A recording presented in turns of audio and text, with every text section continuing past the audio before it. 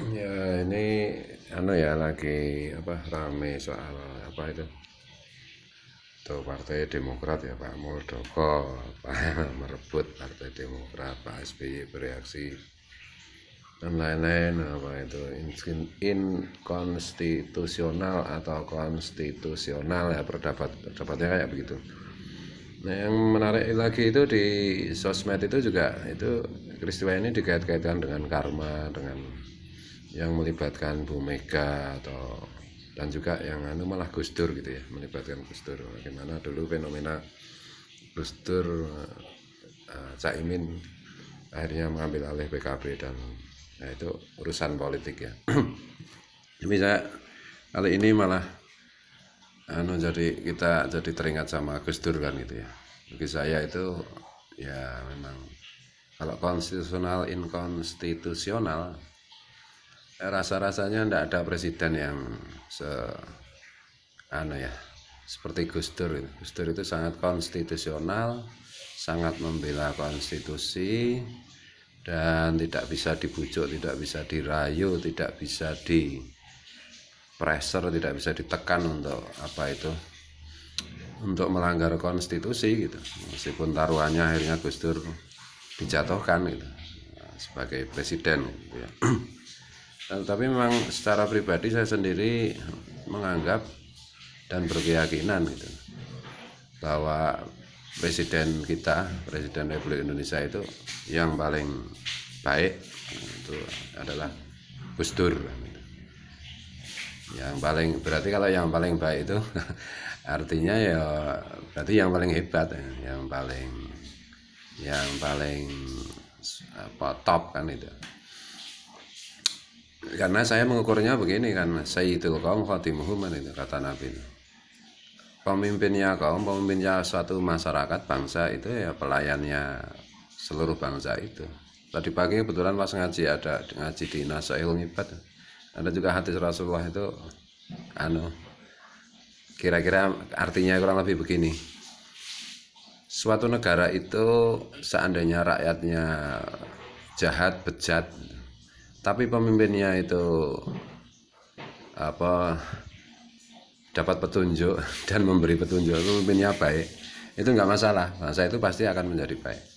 Tapi satu bangsa itu kalau rakyatnya itu meskipun rakyatnya itu baik, dapat hidayah, kalau pemimpinnya itu bejat, itu bangsa itu juga hancur, bermasalah. Ya, tadi komentari begini, ya memang ekor itu kan selalu ngikuti kepala. Kalau kepalanya ke kanan, ekornya ke kanan, kepalanya ke utara, ekornya pasti ngikuti ke utara kan gitu. Nah, dulu fenomena ketika Gus Dur jadi presiden itu saya kan umur sekitar ya 29 30-an ya. Jadi belum pernah saya merasakan, dulu kan ada Pak Harto, ada Pak Habibie, setelah Pak Harto kemudian Gus Dur, kemudian diganti Bu Mega, Pak SBY, kemudian sekarang Pak Jokowi, entah besok siapa. Enggak ada yang seperti Gus Dur gitu. Zaman Gus Dur jadi presiden itu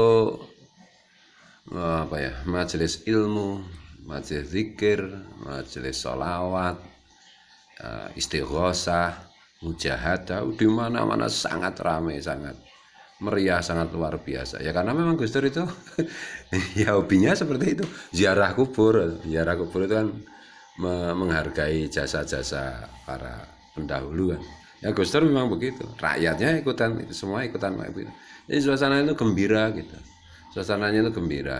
rakyat gembira dan keberkahannya juga luar biasa.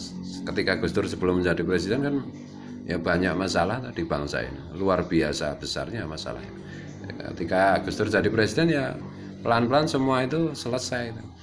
Bahkan ada sektor-sektor yang dimana Gus Dur itu belum sempat menangani secara serius, itu pun karena keberkahan dari langit, dari Allah itu juga luar biasa hasilnya. Itu Mas Adi Masardi ya, yang dulu juru bicaranya Pak Presiden Gus Dur itu kan cerita itu pemerintahan Gus Dur itu kan belum sempat ngotak-atik bidang pertanian gitu, belum diapa-apain bidang pertanian. Tapi ketika Gus Dur menjadi presiden tuh hasil panen melimpah dan seterusnya itu belum disentuh oleh Gus Dur aja udah kayak gitu kan itu. Nah, Gus Dur itu ya memang sebagai presiden itu menjengkelkan bagi orang-orang jahat, karena bagi rakyat kecil, bagi orang-orang yang baik ya, rakyat besar yang baik ya nggak ada tandingannya Gus Dur. Memang orang-orang yang dalam tanda petik itu jahat, kelompok-kelompok bisnis jahat, politisi-politisi jahat itu terus-menerus dalam tanda petik itu membusukkan Gus Dur dalam rangka menjatuhkan, karena semua kebijakan Gus Dur itu ya semuanya hanya pro rakyat, dan Gus Dur nggak peduli dengan kelompok elit gitu. Kepentingan kelompok elit itu hanya diakomodasi Gus Dur kalau menguntungkan kepentingan rakyat. Dan ini kalau mulai zaman Pak SBY itu kan kita mengenal apa yang disebut dengan zaman pencitraan ya, sampai sekarang ya. Nah kebijakan, oleh karena itu tuh kebijakan pemerintah itu biasanya kan tidak terlepas dari unsur pencitraan. Ini Gus Dur malah sebaliknya, semua kebijakan Gus Dur itu melawan pencitraan untuk diri Gus Dur kan gitu. Yang penting rakyat untung, Gus Dur sendiri buntung juga nggak masalah. Nah itu yang saya sebut, kenapa saya bilang Gus Dur itu nggak ada tandingannya. Gus Dur itu presiden terbaik, Gus Dur itu presiden terbesar. Bahkan kalau saya guyon sama teman-teman itu, kalau saya ditanya presiden Indonesia itu siapa, ya cuma Gus Dur, Abdul Rahman Wahid. Yang lain itu presiden-presiden lain, nah itu cuma sedang ganti sebentar ya. Kenapa begitu ya? Sekarang coba kita perhatikan, semua presiden itu pasti kebijakan-kebijakannya itu tidak pernah melupakan kepentingan citra dirinya, kepentingan citra kelompoknya, gitu loh. Apakah menguntungkan atau merugikan rakyatnya, tapi ada pertimbangan itu. Gus Dur nggak pernah. Gus Dur itu cuma satu. Semua yang dilakukan itu, mulai dari detik pertama dilantik menjadi presiden sampai ditumbangkan gitu dengan cara yang jahat itu ya. Itu Gus Dur itu dari detik pertama dilantik sampai ditumbangkan tuh semua pikiran, semua daya upaya dalam menjadi presiden itu, bahkan mimpinya pun itu ngurus rakyat Indonesia. Apa ada yang presiden seperti Gus Dur seperti itu? Saya kira enggak lah gitu ya. Dan hanya dalam waktu sekitar 2,5 tahun kan, 2,5 tahun sebagai presiden itu, Gus Dur itu udah begitu banyak memberikan legacy, memberikan warisan untuk salah satunya demokrasi, salah satunya kesetaraan, dan lain-lain lah, cara berpikir terbuka dalam beragama gitu. Meskipun kadang-kadang itu karena hoax-hoax yang diciptakan oleh musuh-musuh Gus Dur itu, kadang-kadang itu juga kita sering dengar juga fitnah-fitnah mengenai Gus Dur. Oh Gus Dur itu liberal, oh enggak. Banyak tulisan yang menjelaskan bahwa Gus Dur itu adalah kiai konservatif, kiai tradisional, bukan kiai liberal kan gitu. Gus Dur hanya mengajukan bagaimana menyelesaikan masalah dengan perspektif agama itu aja, tapi nggak liberal, nggak sama sekali. Nanti dicek, cari tulisan apakah Gus Dur liberal ya, di googling. Yang kemudian ada juga yang mengatakan Gus Dur itu apa Syiah, enggak juga. Gus Dur itu Sunni, Ahlussunnah wal Jamaah itu. Nah, itu mungkin berkaitan dengan apalagi malah ada Gus Dur itu udah keluar dari Islam, ya enggak juga. Gus Dur kan sedang melaksanakan lakum dinukum waliyadin la ikraha fiddin kan itu. Nah, ini oleh musuh-musuh politiknya itu dibusukkan sehingga sampai ke publik kadang-kadang itu menjadi fitnah yang mengerikan seperti itu. Jadi apalagi itu. Dan hanya dalam memerintah hanya dalam 2,5 tahun, Gus Dur itu terus-menerus dibicarakan sampai hari ini. Saya juga membicarakan Gus Dur. Buku yang membahas Gus Dur itu terus-menerus dituliskan gitu. Bahkan saya bilang tidak ada presiden yang akan banyak ditulis dalam bentuk buku gitu ya, menginspirasi banyak penelitian yang melebihi Gus Dur. Saya bilang juga di vlog tentang Guru Sekumpul ya. Indonesia itu bagi saya itu manusia terbesar yang dilahirkan di Indonesia itu anugerah Allah yang terbesar itu tanpa mengesampingkan yang lain-lain, itu yang terhebat, yang terbesar itu dua kalau saya. Guru Sekumpul Kiai Haji Muhammad Zaini bin Abdul Ghani Martapura almarhum al-Mafurlah al-Alamul Alamah Al-Arif Billah itu ya, itu dalam bidang tasawuf. Nah, itu nggak ada tandingannya itu. Yang kedua metodologi tasawufnya. Yang kedua dalam bidang sosial politik itu Presiden Gus Dur, Abdurrahman Wahid. Dua orang ini makin lama akan makin dibicarakan dalam forum-forum yang umum maupun ilmiah gitu. Akan banyak lahir buku atau penelitian atau kajian mengenai dua orang ini. Jadi guru sekumpul untuk bidang tasawuf dan Gus Dur untuk bidang sosial politik kan gitu. Tapi ya terserah, orang kan boleh berpendapat dan boleh juga setuju, boleh juga tidak gitu ya. Tapi memang mencari orang seperti Gus Dur itu ya mungkin seperti kita mencari orang seperti guru sekumpul itu ya. 5 atau 7 abad belum tentu Tuhan bikin yang seri yang kayak begitu kan itu.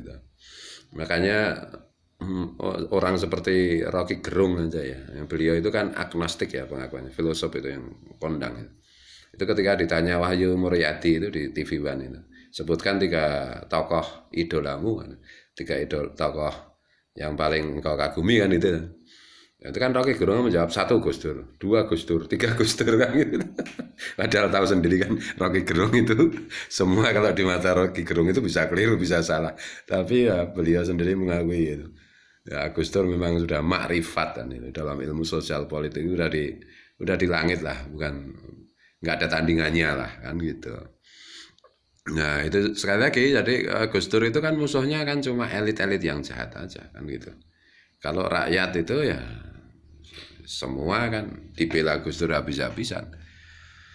Dan makanya siapa itu Wimar Witular itu, Pak Wimar Witular ya udah lama nggak muncul di publik ya beliau itu. Nah, beliau itu kan juga jubirnya Gus Dur salah satu jubir Gus Dur waktu jadi presiden. Itu dia bilang ketika Gus Dur dijatuhkan itu, aduh sayang sekali ya orang yang sebaik Gus Dur itu dijatuhkan dengan cara yang jahat seperti ini. Apa ada, kalau saya tambahkan kalimat, apa ada lagi orang yang sebaik Gus Dur presiden yang sebaik Gus Dur yang sejenius Gus Dur gitu. Ya gimana ya. Ya itu ya ini. Jadi ya coba kita lihat, kita periksa lagi di dalam jejak langkahnya Gus Dur di dunia sosial politik itu. Hampir-hampir nggak ada celah lah. Kalaupun ada kekurangan, kekeliruan itu tidak esensial. Kan seperti ini ya fenomena hari ini yang politik mulai brutal, mulai macam-macam gitu ya. Dan kadang-kadang saya bertanya juga masih kapan gitu Tuhan itu mengasih kita presiden sebagai Gus Dur, sepinter Gus Dur, seperti Gus Dur itu yang mencintai rakyatnya, mencintai bangsanya seperti itu kan gitu. Jadi sorry ya, di antara mungkin bagi saya ya, Bung Karno itu kan proklamator, Pak Harto itu kan membangun infrastruktur ekonomi ya. Nah, itu terus yang lain-lain, tapi yang itu kan 2, Pak SBY 10 tahun, mungkin Pak Jokowi ini juga 10 tahun kan nanti. Terus Bu Mega sebentar, Pak Habibie sebentar, tapi ya menurut saya, mohon maaf dengan tanpa mengurangi rasa hormat kepada semua mantan presiden kita dari presiden pertama sampai terakhir, maknanya bagi rakyat itu nggak ada yang melebihi Gus Dur gitu. Jadi bagi saya Gus Dur itu adalah presiden terbesar yang pernah kita miliki gitu. Tapi Anda ya terserah, mau setuju juga boleh, tidak juga boleh. Nah ini perlu saya garis bawahi. Karena Gus Dur itu bahkan satu-satunya presiden yang pernah kita miliki yang melakukan pendekatan yang paling cocok untuk bangsa kita. Saya selalu berpendapat bahwa bangsa Indonesia itu adalah homo spiritual, itu orang makhluk yang spiritualis itu. Sejak nenek moyang kita, sejak leluhur kita, sejak asal usul kita itu jejak-jejak arkeologis itu menunjukkan kepada kita bahwa manusia Indonesia itu adalah manusia religius. Religius itu dalam pengertian ya beragama gitu, entah apapun agamanya gitu. Nah Gus Dur kan melakukan pendekatan itu. Jadi kalau mau membangun Indonesia itu ya sebenarnya dengan pendekatan itu gitu. Yang lain-lain jadi mudah. kayak seperti lagu kebangsaan kita kan juga begitu, bangunlah jiwanya, bangun jiwanya dulu, spiritualitasnya dulu, religinya dulu, agamanya dulu gitu loh. Bukan dalam pengertian agama yang fundamentalis ya, agama yang esensial. Barulah bangunlah badannya kan gitu. Nah ini kayaknya enggak cuma Gus Dur yang melakukan itu, dan Gus Dur nggak usah keluar-keluar mengenai harus begini, harus begitu. Enggak, Gus Dur ngasih contoh aja, orang harus berziarah untuk refleksi, untuk menghargai para pendahulu dan kemudian meneruskan perjuangan para pendahulu. Ya Gus Dur nggak usah keluar-keluar gitu ya, sering ziarah gitu. Orang Indonesia itu harus banyak berdoa karena memang kita itu homo spiritual kan gitu tuh. Aturan apapun itu akan dilanggar kalau spiritualitasnya orang Indonesia itu tidak dibenahi gitu. Jadi bukan pendekatan yang lain. Gus Dur nggak usah keluar-keluar, oh gitu, enggak. Bikin istighosah, menghadiri majelis pengajian, majelis maulid gitu. Kemudian apa itu mujahadah, gitu aja. Nggak usah keluar-keluar, nggak usah ditunjukin ibadahnya, kesolehannya kan gitu tuh. Sampai-sampai karena Gus Dur nggak pernah ngasih lihat ibadahnya kapan, itu kadang-kadang ada juga yang Gus Dur itu sebenarnya sholat apa enggak gitu. Sampai disembunyikannya itu apa ya, ibadah-ibadahnya Gus Dur itu. Nah itu jadi yang datang dari hati akan sampai ke hati kan itu. Yang datang dari tipu-tipu ya hasilnya tipu-tipu. Jadi itu ya, mungkin ya mudah-mudahan itu Pak Presiden, karena masih ada waktu 4 tahun atau presiden-presiden berikutnya itu, mudah-mudahan melakukan pendekatan yang seperti itu ya, pendekatan spiritual gitu ya. Dulu saya contoh kecil aja ya, apa itu pendapat saya coba untuk misalnya dulu itu waktu kereta api itu, ini sekarang kereta api kan komutnya kan Pak Said Agil Sirot. Dulu waktu dirutnya itu Ignatius Jonan, Pak Ignatius Jonan yang kemudian dan menteri. Itu kerjasama dengan pondok saya apa pelatihan SDM gitu ya. Setelah dicoba beberapa kali dengan apa itu lembaga pelatihan SDM di tempat lain, bahkan di luar negeri gitu, hasilnya kurang memuaskan, kemudian kerjasama dengan pondok pesantren saya yang kecil ini, yang desa. Nah saya mengajak karyawan kereta api waktu itu yang sudah di treatment dengan metode saya itu kan 15.000 karyawannya. Sebenarnya itu targetnya kan karyawan itu semuanya kan sekitar 60.000, tapi saya udah nggak kuat itu, karena 15.000 aja saya itu menghabiskan waktu 4 tahun untuk itu, karena bergiliran gitu, yang cuma 250 orang datang berapa hari tempat saya, nanti ganti lagi dengan jeda, akhirnya habis sekitar 4 tahun ya udah bosen gitu. Tapi hasilnya kan nyata, Pak Ignatius Jonan itu kan merevolusi PT Kereta Api yang menjadi perusahaan BUMN yang luar biasa. Kalau sekarang nggak tahu masih bagus apa enggak itu. Nah, itu pendekatannya spiritual gitu loh. Pendekatannya itu pendekatan keagamaan gitu. Agamanya apapun. Karena agama itu kan mengajarkan tentang kasih sayang, tentang apa itu latihannya kasih sayang itu kan dengan ritualitas gitu. Dan ya di situ juga dulu itu juga ada yang disebut dengan apa, beberapa kira-kira ya 3-5% itu karyawan PT KAI waktu itu gitu. Tahun berapa itu? 2009 sampai 2014 apa ya? 13 apa 14? 13 ya. Itu ada juga yang beragamanya itu ekstrim gitu. Nah, itu kita dialog, kita diskusi, akhirnya ketika selesai pendidikan itu mereka menyadari bahwa beragama itu enggak, yang benar itu malah enggak ekstrim, enggak fundamentalis gitu loh. Esensi agama itu yang saya maksud itu. Nah, ini kalau kembali ke Gus Dur ya rasa-rasanya hanya Presiden Gus Dur yang bahkan dituduh membela apa komunis, membela macam-macam itu, yang melakukan pendekatan itu. Coba yang usianya kira-kira sebaya dengan saya 50-an itu. Coba kita ingat-ingat zaman Gus Dur itu kan enak ya. Ya media juga ribut, tapi ributnya itu kan ribut yang bermutu lah, bukan ya. Secara umum tidak seperti medsos sekarang lah. Tetapi however itu suasana psikologis rakyat itu benar-benar tentram, optimis. Padahal waktu itu kan sedang Indonesia sedang benar-benar terpuruk ya. peralihan dari Orde Baru ke Orde Reformasi itu. Tapi suasana psikologis rakyat itu senang, tentram, optimis kan gitu. Persatuan Indonesia yang katanya hampir selesai, hampir bubar itu ternyata juga oleh Gus Dur diselesaikan dengan gampang kan gitu ya. Dengan gampang itu maksudnya bukan ya, maksud saya gampang itu Gus Dur bisa menyelesaikan dengan baik gitu. Nah, tantangannya waktu Gus Dur jadi presiden itu luar biasa, paling berat setelah reformasi kan itu. Tapi ya Gus Dur itu memang ya seperti itu.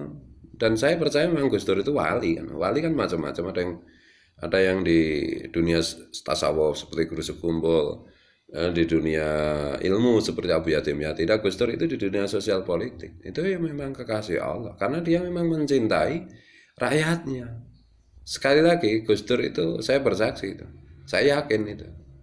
Selama beliau menjadi presiden itu tidak sedetik pun beliau itu melupakan rakyat. Beliau selalu terobsesi untuk mewujudkan kecintaannya kepada rakyat. Tidak ada kebijakan Gus Dur yang bertentangan dengan rakyat, meskipun dengan resiko ditekan oleh kelompok-kelompok politik yang jahat gitu ya, yang mau mencari keuntungan ekonomi ya dengan merugikan rakyat itu. Jadi ya gitu aja lah. Nah sekarang kalau misalnya kembali ke fenomena Pak Muldoko, Pak SBY, Pak AHY dan yang lain-lain itu ya saya malah jadi ingat Gus Dur. Ya, orang hebat itu ya kan ya sering kita ingat ya, konteksnya itu tentang perebutan partai kok malah bicara Gus Dur. Ya itulah Gus Dur. Masya Allah, alhamdulillah kita pernah punya Gus Dur. Dan astagfirullah karena kita dulu telah menyia-nyiakan Gus Dur dengan menjatuhkan beliau dari kursi kepresidenan. Wallahul muwaffiq ila aqwamit thoriq. Allahumma shalli wa sallim wa barik ala sayyidina Muhammad wa ala alihi wa sahbihi wa dzurriyyatihi ajmain. Allahumma arham ummata sayyidina Muhammad. Allahumma ighfir li ummati sayyidina Muhammad. Allahumma astur ummata sayyidina Muhammad. Allahumma aslih ummata sayyidina Muhammad. Allahumma aslih ummata sayyidina Muhammad. Allahumma farrij an ummati sayyidina Muhammad sallallahu alaihi wa alihi wasallam.